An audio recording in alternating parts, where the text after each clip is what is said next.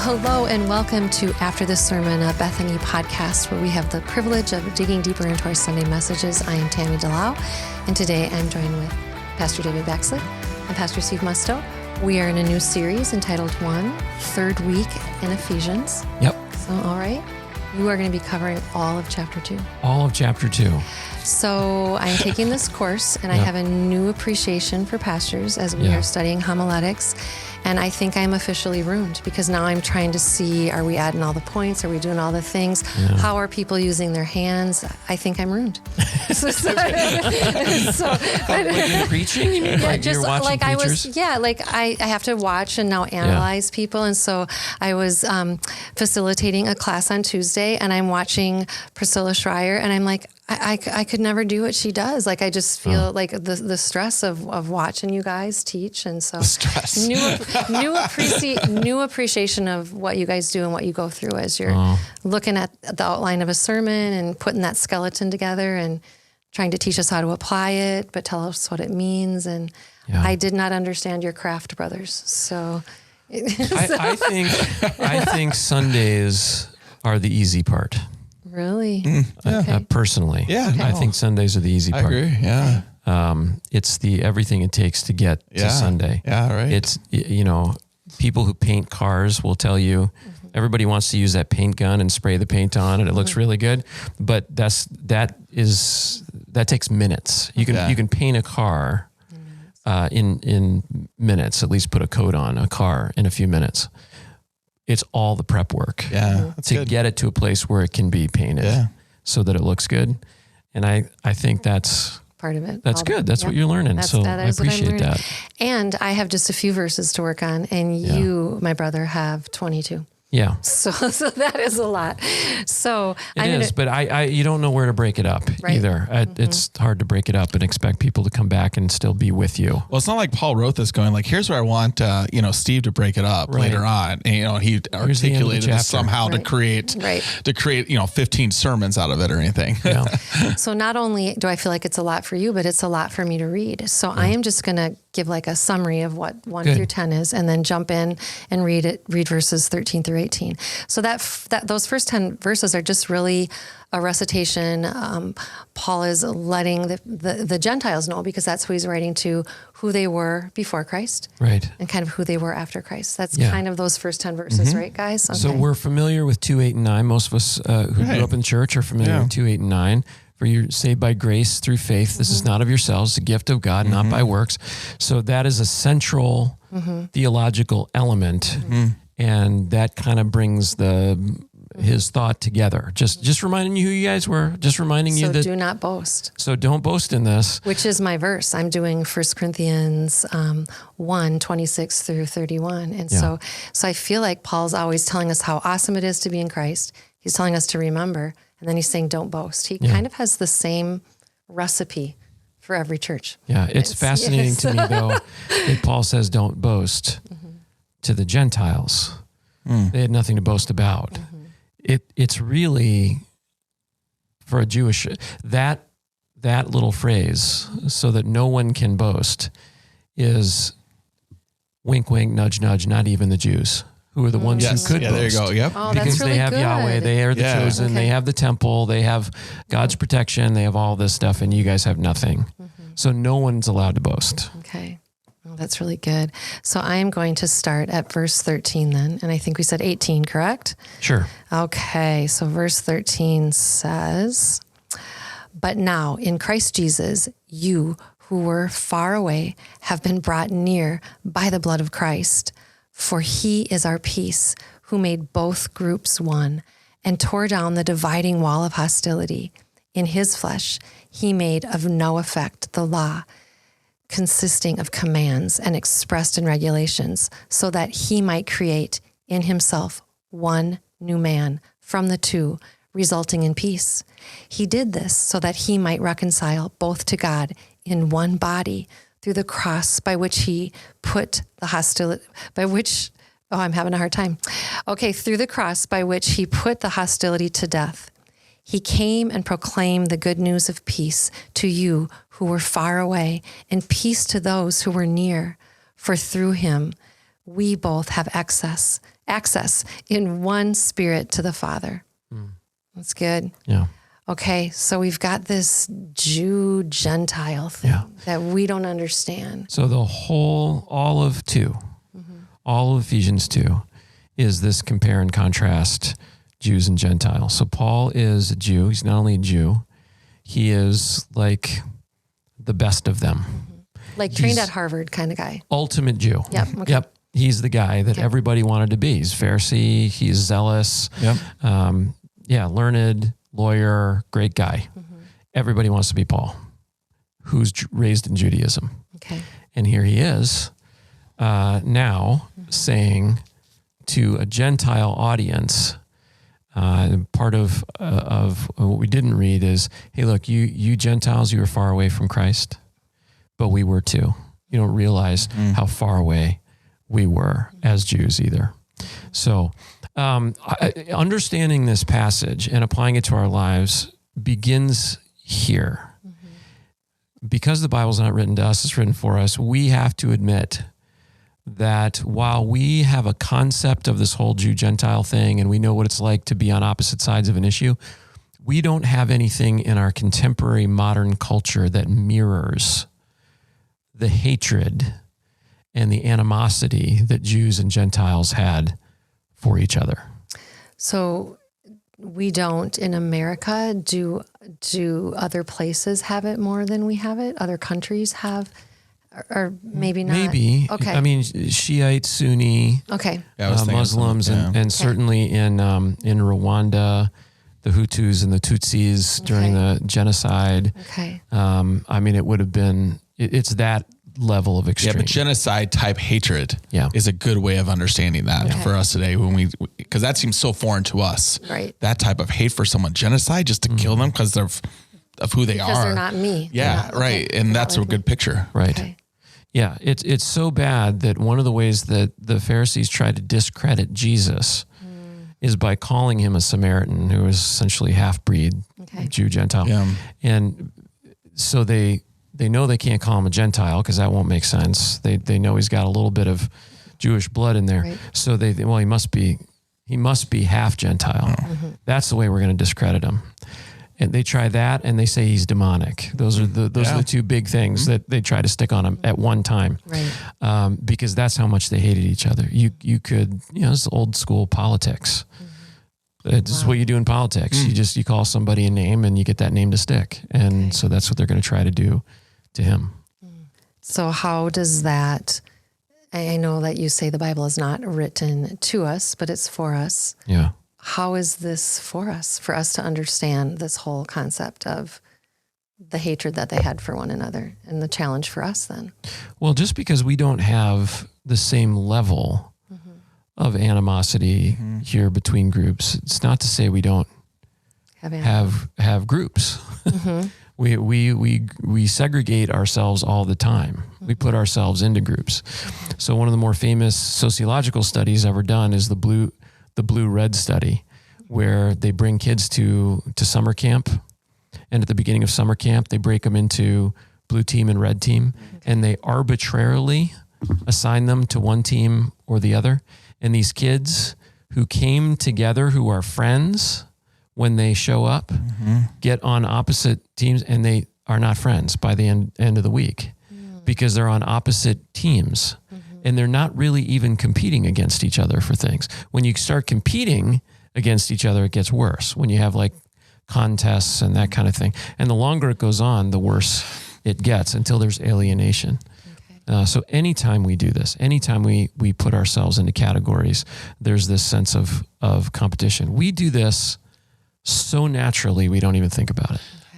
But if we look at American culture, places where I feel like we see some of this, not just, I think politically is a good example of that, but I think where we see this even within our own Christian world is you think of some of the protests with signs that start with Christians holy them that say things like God hates ...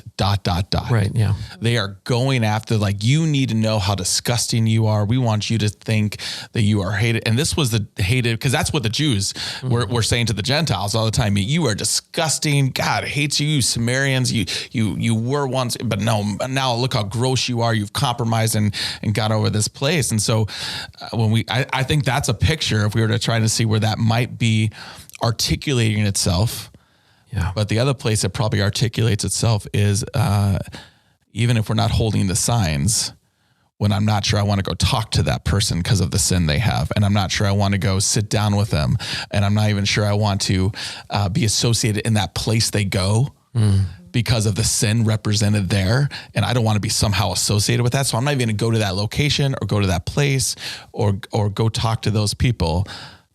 I think that's a real example of that we see practiced kind of every day in some ways in our world here. Yeah. Yeah. Yeah. And our divisions take on a different level of importance depending on what they are. I remember a few years ago having a conversation with somebody, and he is a believer, and we were talking about somebody who we both knew who was not a believer, and I was describing this. I said, we got to pray for this guy because he's not a believer, and this guy who was I was talking to didn't know that, and he went, "Oh, okay," and just accepted that fact. And as we talked more about it, one of the things that came out is that this friend we were describing believed different politically than the person I was talking about or talking to. And that person I'm talking to expressed like, oh no, despair at the political viewpoint that this person has, not at they're lost and headed for a godless eternity, but that their politics is wrong. And I went, yep, wow, that's pretty much where we are right now in our world. This has taken on a level of importance that should that is outsized for what it should be. And we have even written these political narratives by a God narrative. We have taken God, pasted him on our politics, and said, if you love God, you will believe these political narratives. Right. And so we have I would say actually corrupted the name of God and how we use him by associating with our particular leanings of this, and then villainize the other. I'm the Jew, you're the Gentile, on both sides of this political aisle, claiming they represent God the most. I had a conversation with a friend of mine recently similar to that. He's like, I can't go to these churches. I'm like, why? He's like, do you know what those people believe politically? I said, yeah.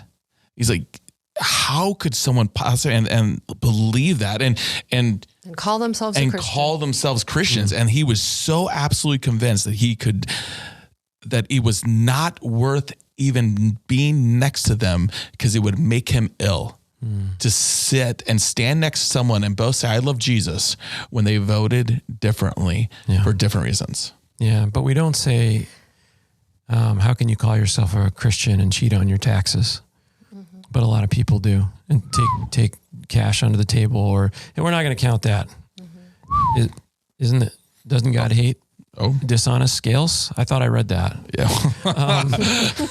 Doesn't God hate divorce? Isn't one of our prophets, clearly say that? I mean, so there are a lot of things that it's our chosen brand. It is. Of whatever. Yes. And when that thing comes when that sin that we have vilified comes knocking on our door, suddenly it's passable. That's the right way to say it. We don't villainize people groups. We villainize specific behaviors. Mm-hmm. Specific sins are how we have drawn our lines between Jew and Gentile, between worth associating with you or not. Yeah. Yes. However, we are going to talk in the message about who modern day Jews and Gentiles are. I mean, obviously we still have Jewish people. So even though we might not have the same hatred and disdain, we still are drawing lines. We still draw lines. And if we do not allow the Spirit of God to do a work in us, it gets very difficult for us to minister for him. So maybe you've noticed this just in your journeys around the earth, the more we are around people who look like us, talk like us, think like us, act like us, the less tolerance we have for those who don't. And so missionaries, we say they're just so remarkable. They lived on the mission field for 20 something years. They've been surrounded by all kinds of stuff that, like, oh man, we don't see any of that here. And how do you do it? Well, you have to walk with the Lord. You have to allow the Lord to be softening your heart day by day. And you have to love those folks so deeply and intensely. And so that's what this comes back to. And Paul is talking to Gentiles, not talking to Jews, talking to Gentiles. And he's talking about the love God has for them. And so all of the bridge that has been built between Jew and Gentile is a bridge that is built by Jesus in love. And that's the major lesson of the text.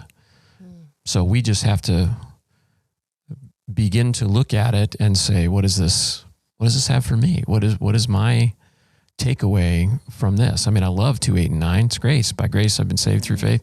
Hey, fantastic. But if that's all we get out of 2, and we walk away from it like patting ourselves on the back, not only have we missed the point, I think we're proving the point that Paul's actually making, which is that we need to be making sure that our life includes this concept of unity in it. As I reflect on this text, I think I am really drawn to where Paul begins in the beginning of chapter 2, because I think that we don't want to think about who we once were. And that's why in order to so appreciate who I am now, I have to be constantly reminded of who I once was. And we don't talk about that much. And even you were saved by grace through faith. And it's like, great. And I'm saved. But you do realize where you were, right? You were like in rebellion against God. You were like a son of Satan. You were under God's wrath. You loved demonic things. You just didn't know you loved it, but you loved demonic things. I am as I've especially been in Ephesians, for a while now, as we've been prepping for this, I am in a sense awestruck how important that actually is. The remembering part. Yeah, the remembering where we were, because that's what keeps us, I think, from boasting. That's gotta keep us. I know, like, even when I'm, when I'm feeling like, I'm such a better. Look what I'm doing for Amy right now, right? Like I'm in that moment of feeling like that little self-righteous husband at that moment, right? And in those situations, what reminds me, and it's become an exercise I do, is I remind myself all the ways I maybe have done wrong to her. Because whatever I might be hurt from in that moment, but look what I've done. Yeah. And that softens my heart. Because then I remember, and she forgave me, and she's loved me. And she still calls me her husband. Right. Oh my goodness, what an amazing privilege that now I have. I'm not like the man. I'm not the better husband. I have the amazing privilege to have her as my wife. Look at all the grace she's given me. It shifts our way of thinking. But we have been told so often, I think there's a heavy secular narrative and a Christian narrative at the same time that just says, forget the old self. Yeah. Don't beat yourself up for your past. Yeah. Don't think about such things. And there's truth in that, because there's no condemnation in Christ Jesus. Right. Yeah, we don't carry it. But that's just really hard line. So we have forsaken that hard line for the sake of, I'm not going to think about it. I'm not going to talk about it. I'm not going to reflect on it. Right. I'm just going to remember I'm just now this wonderful person who should be loved by God, because why wouldn't God love me? Look who I am right now. Right. So whenever you guys are talking, I have these thoughts that pop into my head because I think I'm trying to keep up with you guys so often. But we have a grandson that had a heart condition. He had a hole in his heart. And several months ago, he had a procedure that fixed that hole in his heart. And I think his poor little body was spending so many calories just doing what it needed to do, that when you see pictures of Solomon now and the weight that he's gained and the strength that he has versus Solomon 6 months ago when his heart wasn't fixed, it's really fun for us to see, to remember, and to see what has happened since the surgery. I think we need that as Christians to remember who we were, to see those pictures and then look at what God has done. Yeah. And it's God, it's not us. And so my little Solomon is, I think, grounding your point, David. So. Well, I mean, it's important enough where he doesn't just do it once, he does it twice. In verse 1, he says, you were dead, and he goes this, and then says, but God, rich in mercy, and we get saved through faith. But then in verse 11, so then remember that you were one time in the flesh. And again, reminds him, you were once, so remember, in case you just forgot what I said like 10 verses ago, remember, but now. Right. But does anyone hear those verses and go, wait a minute, I'm not dead. My heart is beating. Like you're dead, but you're alive, but you're dead. I mean, that's like hard to wrap your head around. Yeah, I think because of the wording that Paul is using here, the Gentiles would have understood what is being said to them. Okay. So one of the things we'll point out in the message is that what David just read, verse 11, you were called uncircumcised. That was just a term that you were uncircumcised. You were excluded from citizenship. You're foreigners to the covenant. You're without hope. You're without God. Another way of saying that is you're Gentiles.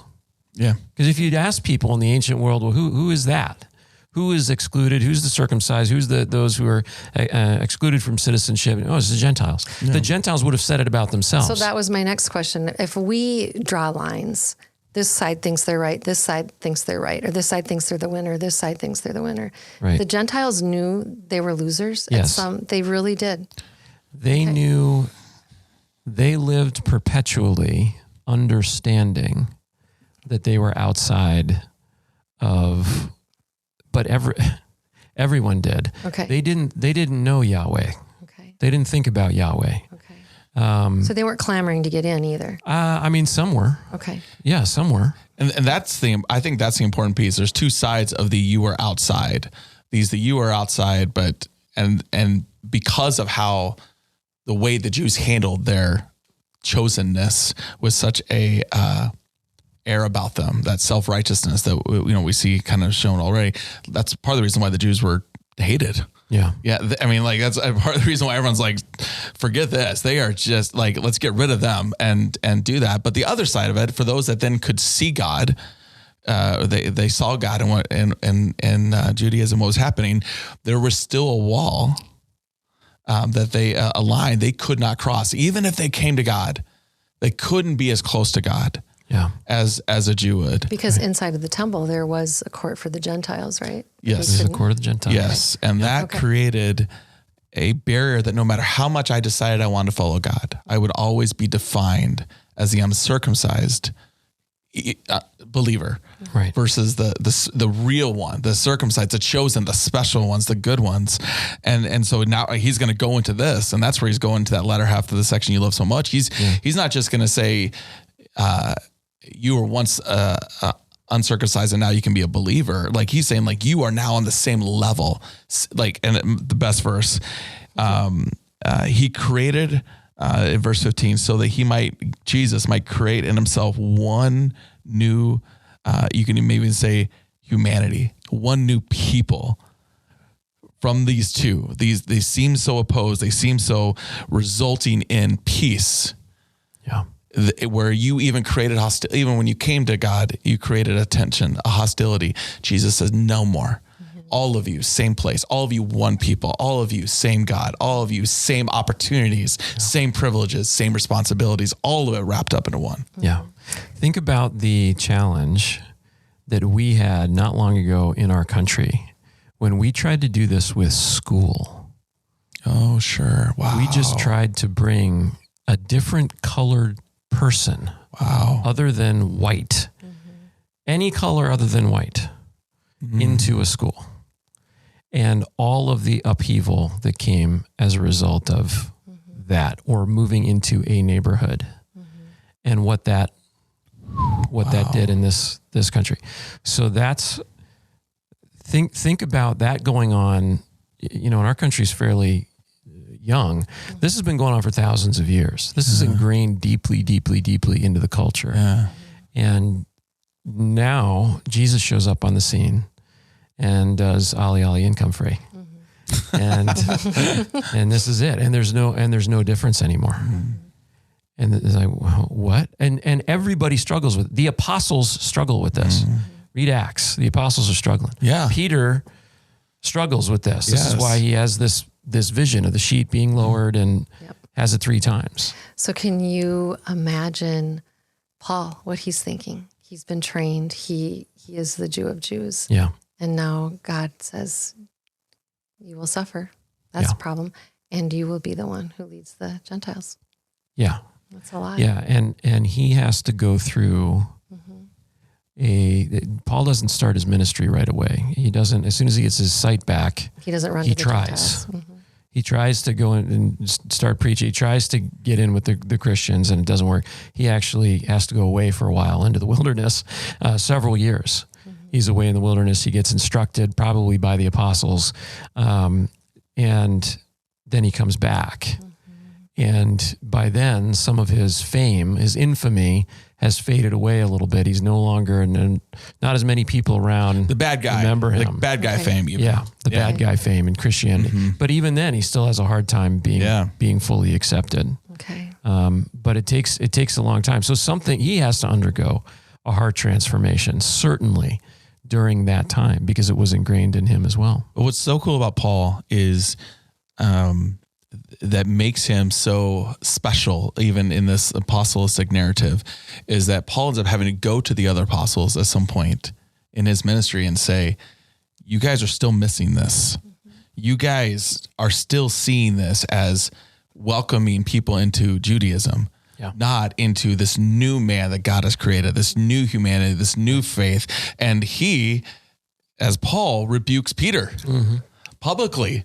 Like, we have this little two main leaders, and and so really, I love Peter. He's a guy I really like. I love reading Peter and stuff. But in this situation, I also can acknowledge where I might be like Peter. I've grown up in the church. I've seen all these things. Sometimes I need that guy. We need that person who's been outside the Christian faith to walk in knowing the radical message that we see in like the book of Ephesians of what God has done, to maybe point to us sometimes and say, I don't think you see the way you have built walls. Yeah. I don't think you see what you've done and hurt the gospel that you're claiming to preach and the way you see and treat people. So are you saying that it's possible and even probable that those who have been churched for a long time are behaving like the Jews and we think we're better than? Yes. Okay. Yeah. And but even as I say that, I recognize that I've got my own ways where I do that without even realizing it. Yeah.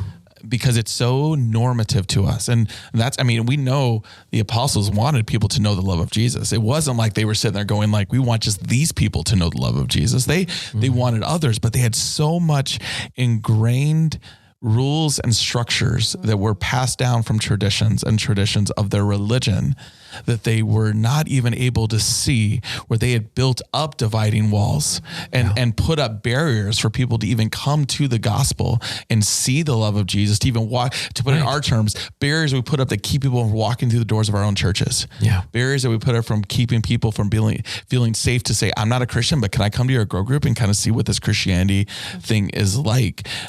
We had a guy join our grow group 3 years ago.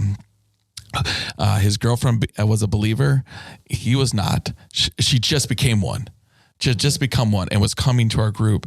And he came, and he said he came expecting from his past experiences to not feel welcome, to not be a part of it. And by God's grace, and I really want to emphasize that, because I look back and I'm like, I can't believe it did go well. I'm so grateful for that. By God's grace, he saw something he'd never seen before.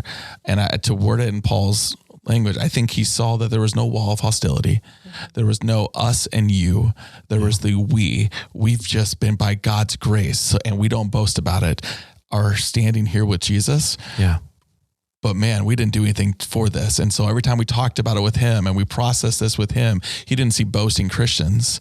I think he saw people that were so grateful for what we have. At some point, I remember having coffee with him and we went through the whole gospel and we talked, and he's like, I think I want that. That's I really finally cool, dude. want that. And then, and now he's active in our church. He's, Awesome. I did their wedding, like they're following Jesus and still growing.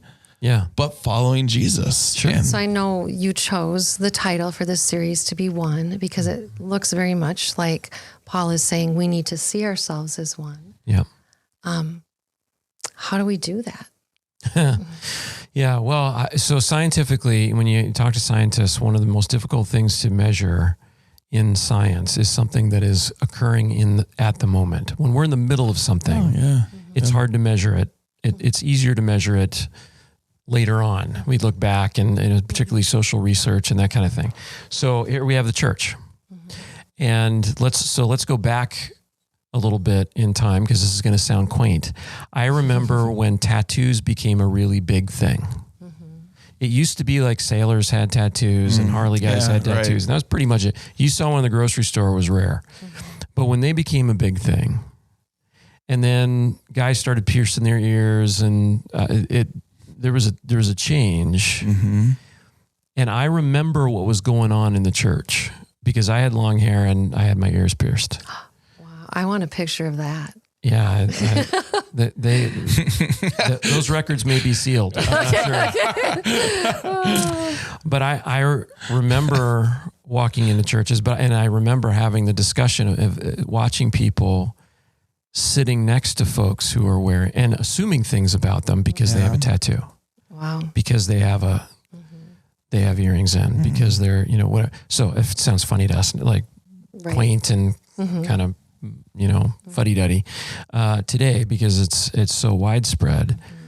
But so I don't know what our things are now that are like that. I mean, I think there are some of them, and I don't want us to go down a rabbit trail. So, I don't want to plumb too deeply into that. That's probably for our grow groups to talk more in more detail about. But we have people walking in the door of our church, or people who are in our neighborhood, or people who we work with, or whatever. And one of the charges that that are made is in the New Testament is you're making things harder. Why are you making things harder? Jesus said this to the religious leaders.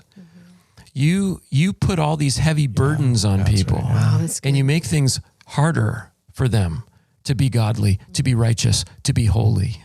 Why do you do that? Make it easier. Take the burden off of them. My yoke is easy. My burden is light. Yeah. And yet we do this all the time to people. We want their behavior to change. We want their look to change. We want this to change. We want that to change. We want all this stuff to change before we will invite them into the club and not treat them like second-class citizens. And we are being, to use what was kind of an analogy for us is we're being the high-minded Jews to their Gentiles. Okay. And we are not allowed. We're not allowed to do that. I think we're doing that. I mean, we're doing that with those who don't know the Lord, but I think we can do it even with our brothers and sisters. Absolutely. 100%. We're making it harder for people who maybe are younger in the faith to grow up in the faith. Right. And we blame people for not being as far along on the road.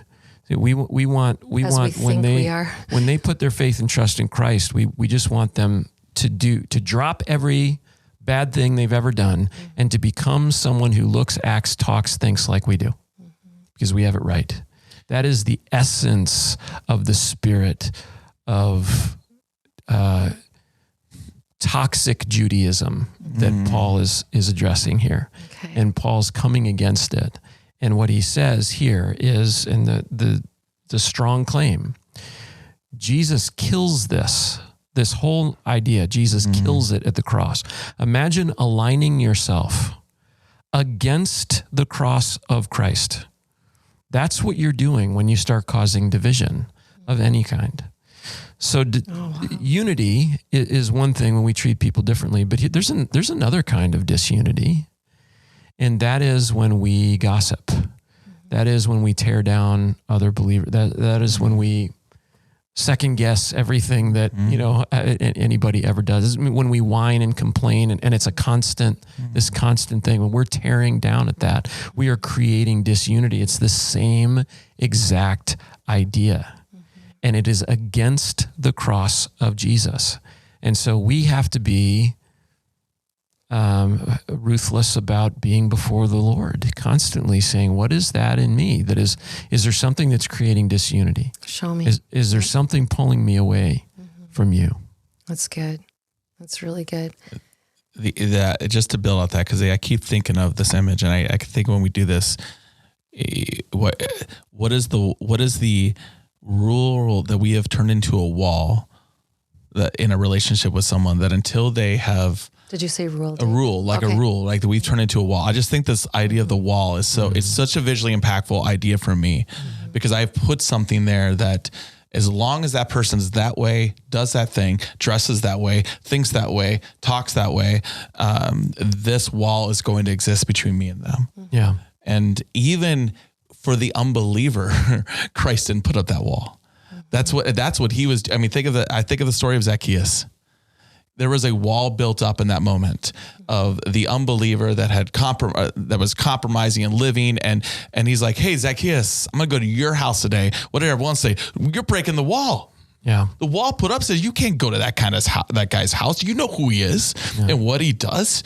And by Jesus saying there is no wall, that I'm not going to be the Kool-Aid guy through, right? And break through. It's what actually led to Zacchaeus having a transformed life. So if you guys are okay, I want to read 14 and 15 in the New Living Translation, because I think it does a great job. And may this be us. For Christ himself has brought peace to us. He united Jews and Gentiles into one people when, in his own body on the cross, he broke down the wall of hostility that separated us. He did this by ending the system of law with its commandments and regulations. He made peace between Jews and Gentiles by creating in himself one new people from the two groups. May that be us at Bethany. Amen. Amen. Thank you, brothers. And thank you for joining us. Have a great week.